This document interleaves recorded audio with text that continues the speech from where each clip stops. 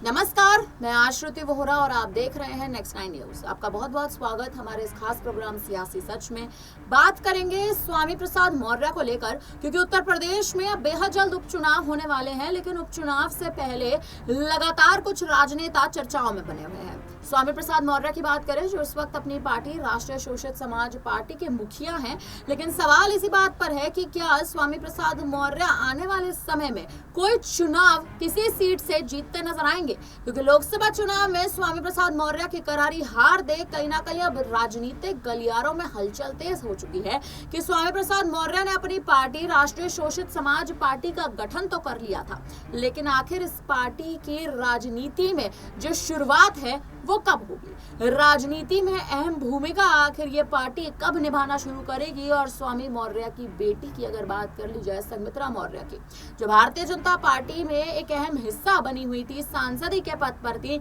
लेकिन लोकसभा चुनाव में संघमित्रा से उनका टिकट छीन लिया गया और अब संघमित्रा मौर्य की नाराजगी जो है वो कहीं ना कहीं बढ़ती नजर आ सकती है, क्योंकि संघमित्रा मौर्य कभी भी भारतीय जनता पार्टी का साथ छोड़ सकती है। इसी बीच तमाम कयासों के दौर में अब इस एक मुद्दे पर लगातार चर्चा हो रही है कि क्या स्वामी प्रसाद मौर्य अपना दल छोड़कर किसी अन्य दल में जाकर शामिल होंगे या फिर अपनी पार्टी का गठबंधन करेंगे और संघमित्रा मौर्य अपना दल छोड़ने पर मजबूर हो जाएंगी। इन तमाम विपक्षी दलों की अगर बात करें तो कहीं ना कहीं Bahujan Samaj party, Samajwadi party, Bharatiya Janata party और तमाम ऐसे अन्य सहयोगी दल हैं जो लगातार हाल ही में सुर्खियों में बने थे। और इस बार लोकसभा चुनाव के बाद उन तमाम दलों का अगर आप देखें जो वर्चस्व है वो मजबूत होता जा रहा है। चंद्रशेखर आजाद भी इसी कड़ी में, यानी उनकी पार्टी आजाद समाज पार्टी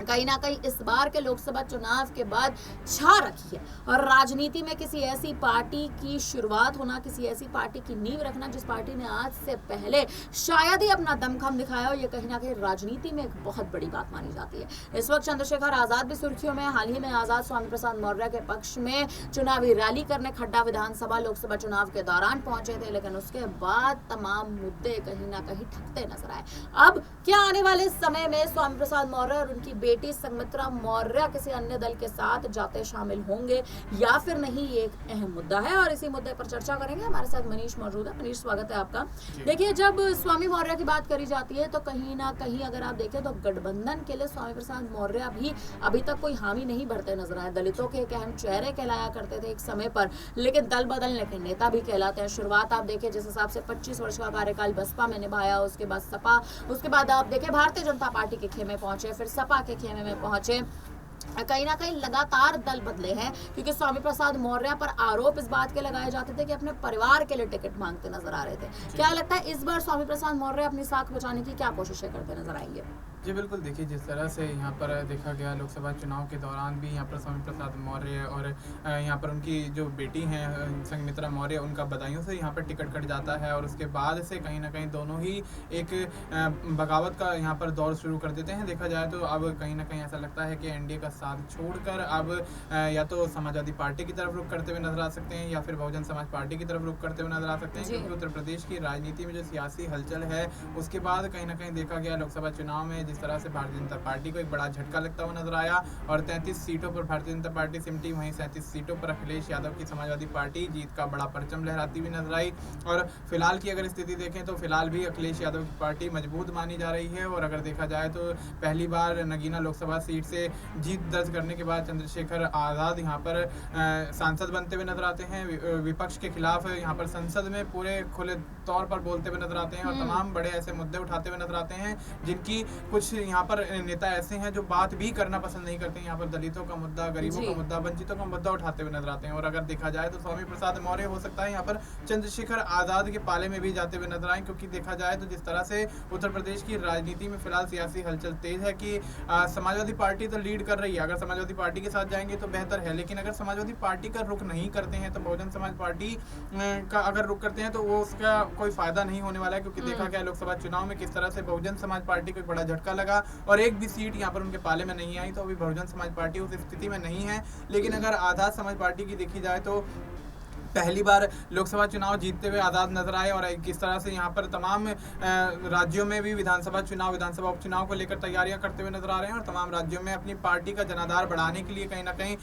जोरदार तरीके से प्रचार भी करते हुए नजर आ रहे हैं। तो अब स्थिति यही है कि चंद्रशेखर आज़ाद के साथ अगर जाते हैं तो बेशक यहाँ पर एक बड़ा फायदा होता हुआ चंद्रशेखर आज़ाद को भी नजर आएगा और यहाँ पे स्वामी प्रसाद मौर्य को भी नजर आएगा। और अगर देखा जाए तो उपचुनाव का जो माहौल बन रहा है तो कहीं ना कहीं उपचुनाव को लेकर भी अगर कोई बड़ा ऐलान यहाँ पर स्वामी प्रसाद मौर्य करते हैं और एनडीए का साथ छोड़ते हैं तो बेशक यहाँ पर भारतीय जनता पार्टी को उत्तर प्रदेश की राजनीति में एक बड़ा झटका लगता हुआ देखा जा सकता है। भारतीय जनता पार्टी को बड़ा झटका लगता हुआ देखा जा सकता है। लेकिन मनीष, अगर बात अखिलेश यादव की कर ली जाए, अखिलेश यादव कहना का लोकसभा चुनाव के बाद अगर आप देखें तो उनका जो गुरूर है, उनका जो एक ढंग है राजनीति चलाने का, वो बदलता जा रहा है। हाल ही में आप देखें जिस हिसाब से उन्होंने करहल की सीट भी छोड़ी थी, तो क्या लगता है करहल की सीट उन्होंने छोड़ी तो थी लेकिन करहल पर अभी तक भी अगर आप देखें तो ऐसी औपचारिक मोहर नहीं लग पाई है। भले तेज प्रताप यादव का नाम भी चर्चाओं में है, अपर्णा यादव के लिए तो कहीं ना कहीं अगर आप अभी देखें तो सपा के दरवाजे बेशक बंद होते नजर आ रहे हैं, क्योंकि अपर्णा यादव कोई ऐसा बड़ा ऐलान नहीं करती नजर आ रही है। तो समाजवादी पार्टी भी अपर्णा यादव को शायद आने वाले समय में उतनी तवज्जो अब ना दे।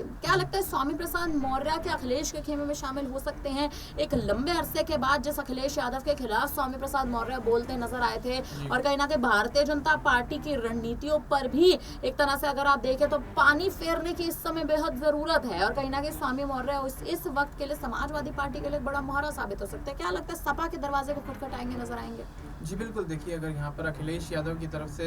बड़ा ऑफर कोई आता है तो बेशक यहाँ पर स्वामी प्रसाद मौर्य जाते हुए भी नजर आ सकते हैं और अगर समाजवादी पार्टी के खेमे में जाते हैं तो वाकई भारतीय जनता पार्टी के लिए एक बहुत बड़ा यहाँ पर एक सबक होगा, क्योंकि देखा जा रहा है जिस तरह से लोकसभा चुनाव में भारतीय जनता पार्टी अपनी आप को मजबूत स्थिति में मानती हुई नजर आई, राम मंदिर के मुद्दे पर चुनाव लड़ती हुई नजर आई और आपने देखा कि फैजाबाद सीट से यहाँ पर समाजवादी पार्टी के अवधेश प्रसाद जीत जाते हैं और भारतीय जनता पार्टी के उम्मीदवार को यहाँ पर करारी हार का सामना करना पड़ता है। तो बेशक यहाँ पर उत्तर प्रदेश की राजनीति में अब देखा जाए तो अश्रुति दलितों, वंचितों, गरीबों के मुद्दे को लेकर अगर आप चलते हैं तो अपनी राजनीतिक पार्टी का जनाधार बढ़ा सकते हैं, आने वाले समय में उसका भविष्य बेहतर कर सकते हैं। तो अब ऐसी चीज़ों की ज़रूरत है जो यहाँ पर अहम मुद्दे होते हैं, जो सीधे जनता के जुड़े हुए मुद्दे होते हैं, जनता से जुड़े हुए मुद्दे होते हैं, जो रोज़मर्रा की यहाँ पर जनता की ज़रूरतें हैं, जो यहाँ पर परेशानियाँ हैं, उनको यहाँ पर जो मुद्दे यहाँ पर टच करते हैं वो कहीं ना कहीं ऐसे मुद्दे लेकर यहाँ पर अगर राजनीतिक पार्टियाँ उतरती हैं तो बेशक यहाँ पर उपचुनाव में कहीं ना कहीं बड़ा फायदा उठाती है नजर आ सकती हैं। लेकिन देखा जाए तो धर्म की राजनीति भारतीय जनता पार्टी लंबे अरसे से करती हुई आई है और अभी भी धर्म की राजनीति पर ही अड़ी हुई है। तो अब धर्म की राजनीति करते हुए यहाँ पर भारतीय जनता पार्टी को जिस तरह से लोकसभा चुनाव में झटका लगा है तो अब कहीं ना कहीं अखिलेश यादव वो चीज़ समझ गए हैं और ऐसे में देखा गया आपने किस तरह से यहाँ पर उत्तर प्रदेश की राजनीति में अब अखिलेश यादव जो सियासी दाव चलते हुए नजर आ रहे हैं उससे कहीं ना कहीं ये समझ में आता है कि अखिलेश यादव अब किसी भी गठबंधन, किसी भी दल को अपने साथ मिलाकर कहीं ना कहीं भारतीय जनता पार्टी को एक बड़ा झटका देते हुए नजर आ सकते हैं। और ऐसे में लोकसभा चुनाव में मायावती के साथ भी गठबंधन करने की बात हो रही थी और तमाम यहाँ पर ऐसे दल थे जो कि कहीं ना कहीं गठबंधन के यहाँ पर कयास लगाए जा रहे थे कि अखिलेश यादव के साथ गठबंधन करेंगे, इंडिया गठबंधन के माध्यम से चुनाव लड़ेंगे, लेकिन वो फिलहाल यहाँ पर कयास ही साबित हुए। लेकिन अगर देखा जाए तो उपचुनाव को लेकर जो माहौल बन रहा है, अखिलेश यादव जिस तरह से पार्टी को लेकर चल रहे हैं और अगर स्वामी प्रसाद मौर्य अखिलेश यादव के पाले में जाते हैं तो बेशक यहाँ पर भारतीय जनता पार्टी कहीं ना कहीं एक बड़ा झटका झेलती हुई नजर आएगी। और ऐसे में स्वामी प्रसाद मौर्य तो जाएंगे ही, उनकी सुपुत्री यहाँ पर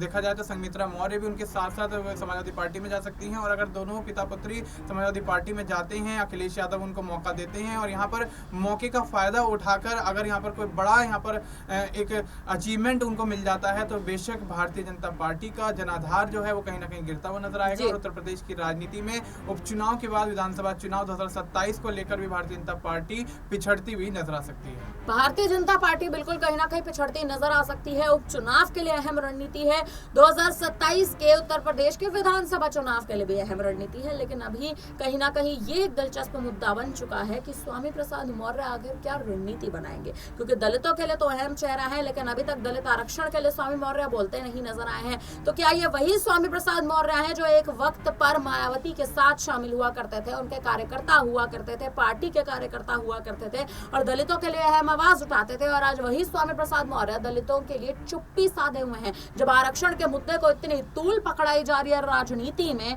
आखिर वही स्वामी प्रसाद मौर्य इस वक्त क्यों नहीं बोलते नजर आ रहे? क्या उनका ध्यान राजनीति पे है? क्या उनका ध्यान इस वक्त इस मुद्दे पर है कि आखिर आने वाले समय में उपचुनाव में किस सीट से वो लड़ना चाहते हैं?